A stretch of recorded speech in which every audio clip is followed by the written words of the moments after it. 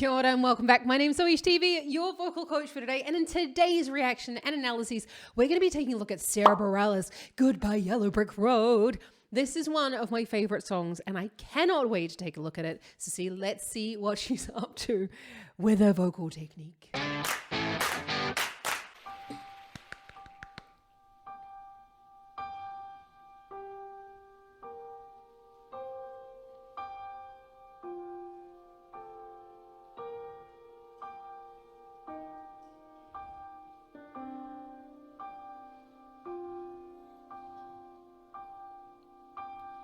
When are you gonna come down? When are you going to land? I should have stayed on the farm. I should have listened to my old man. You know you can't hold me forever. I didn't sign up with you. I'm not a present for your friends to open. This boy's too young to be singing the blues.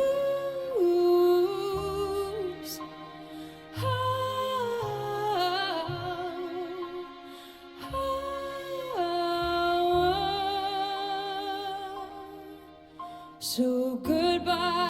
This is a perfect example of how you can really use those little quirks in your voice to accentuate the emotion that you're trying to create. So for example, she went,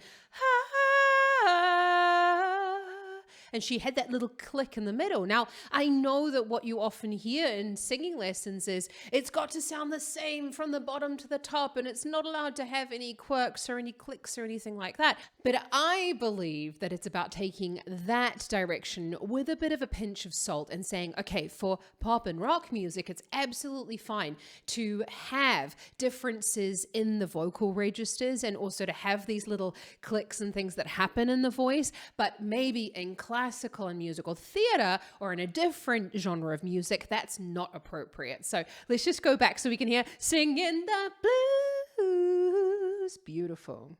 I didn't sign up with you. I'm not a present for your friends to open. This boy's too young to be singing the blues.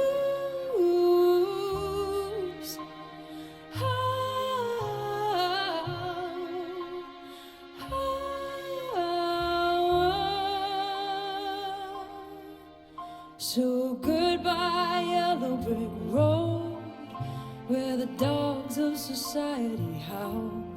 You can't plant me in your penthouse.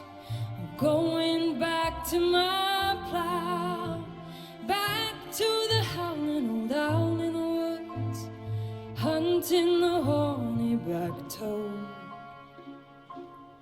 Oh, I finally decided my future lies beyond the yellow brick road.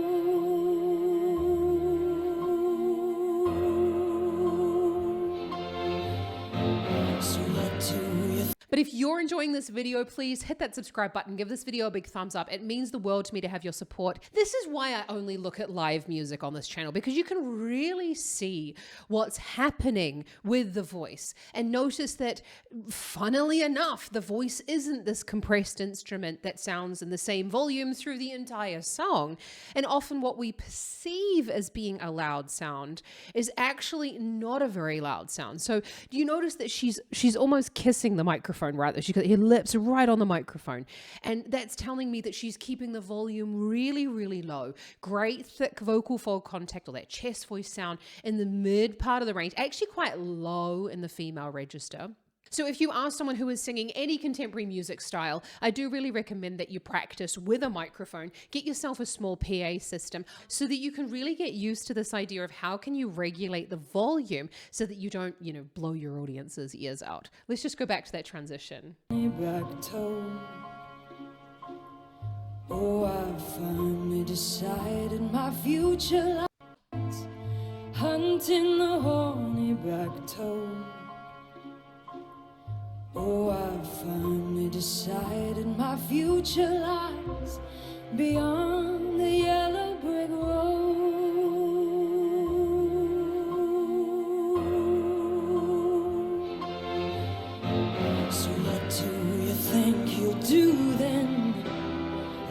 kiss you down your planes, and take you a couple of vodka and tonics to get you on your feet again.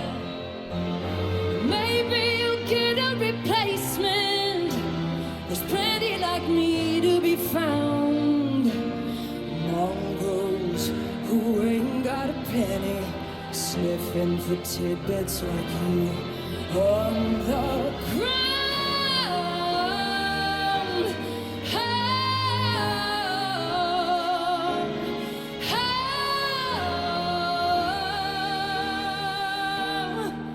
So goodbye, yellow.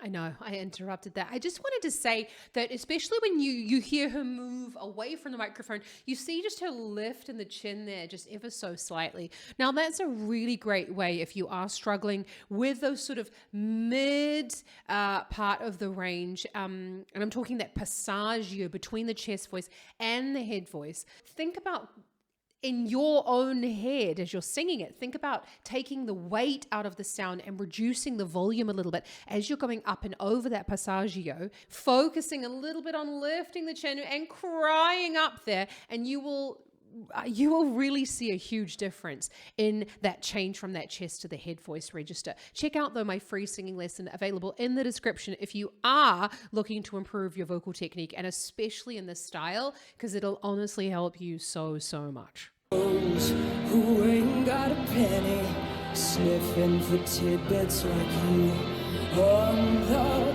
ground.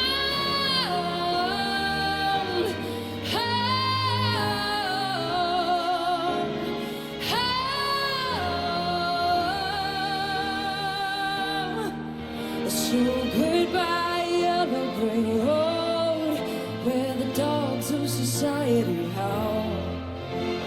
Can't plant me in your penthouse. I'm going back to my plow, back to the howling old owl in the woods, hunting the horny black toad.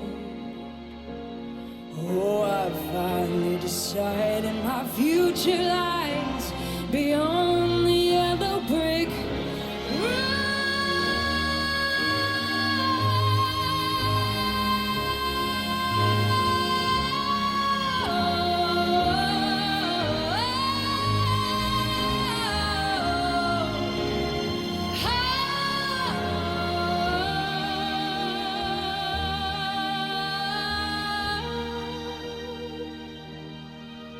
So goodbye, yellow brick road. No, it's not even about the fact that those are loud notes or high notes or anything like that. It's the finesse with which she sings them, and then she goes from that louder belting quality into that thinner sound and then comes back down again. Now, that is not easy. That is not easy whatsoever in order to create that beautiful decrescendo that she does. Really simple. Check out my singing on one note exercise. You don't even need a piano to do it. You can just simply use the piano app, which you can download for free on your phone. I'll pop some links in the description below for my favorite one. There's even a browser edition that you can take a look at. Literally start on one note, start loud, and work on singing quieter. And what you're doing is you're trying to hold back the air as you're doing it so that you're not just blasting out the air as you're going from that louder sound and creating that decrescendo and going quieter. Deciding my future lies beyond the yellow brick road.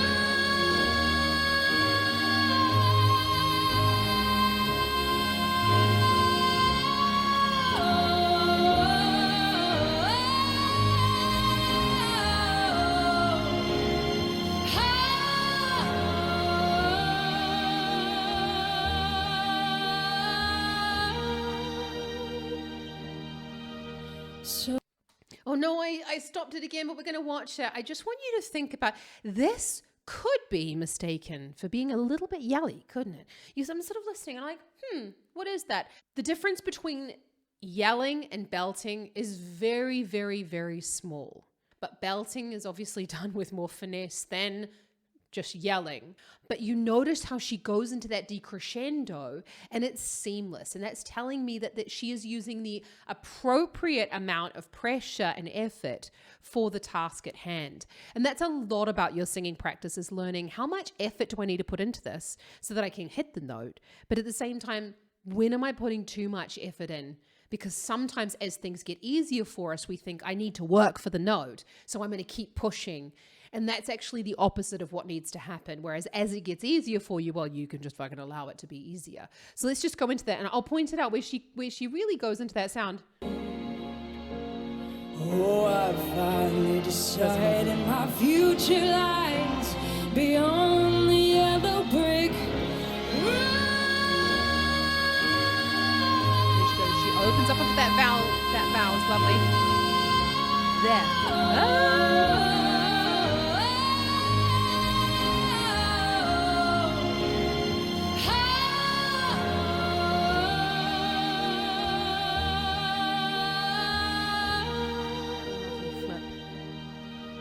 So goodbye, yellow brick road, where the dogs of society howl. You can't plant me in your penthouse. I'm going back to my plow, back to the howling old owl in the woods, hunting the horny back to.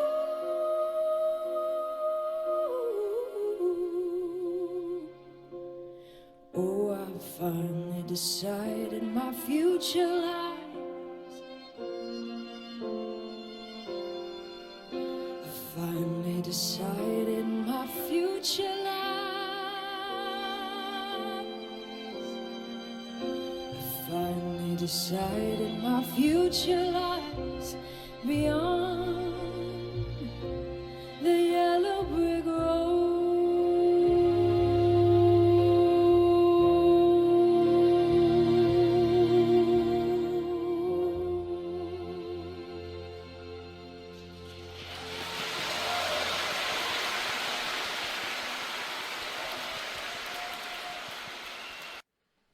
Absolutely stunning. What an absolutely stunning performance. And a beautiful version of what works for her voice. This is what happens to a lot of singers. They take a song like Yellow Brick Road and they want to sing it exactly like Sara Bareilles sings it because they really like it. But what the real artistry is to go, I love the song. I love the way that she's doing it. And I love the way that she's singing it. And how can I interpret that into my own voice so that it sounds good with my own personal instrument? So the sooner you start realizing that you're not going to sound like Sara Bareilles, so there's no point in even comparing yourself to her or even to try and sing the song exactly like she's done it. I want you to think about, how is this fitting in with me? How is this fitting in with my voice, my sound? And what can I do to make the same sort of sounds or the same sort of performance, but still make it my own? I'm just repeating myself here. Thank you so much for joining me. I absolutely love Sara Bareilles. Let me know down in the comments though what your favorite part of the performance was. I think my favorite part is always that I'm so captivated by her performance and captivated by her storytelling, and she doesn't overdo it. Check out some more awesome singers over here. I can't wait to see you back here next time. Hit that thumbs up, subscribe, and I'll see you back here next time. Kick you down.